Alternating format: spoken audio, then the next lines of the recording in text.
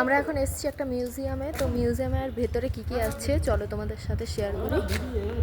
মিউজিয়ামের বাইরেটা ঠিক এরকম দেখতে। চলো ভেতরে কি কি আছে দেখি। এটা মিউজিয়ামের ভেতরে খুব সুন্দর লাইটিং করা আছে। এইগুলো সব হাত দিয়েই বানানো হয়েছে, কিন্তু এগুলো সব কার্পেট।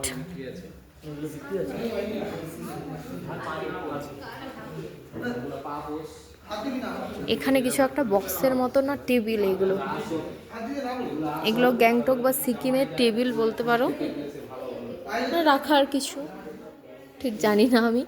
তোমাদের জানা থাকলে আমাকে জানিও কমেন্ট করে।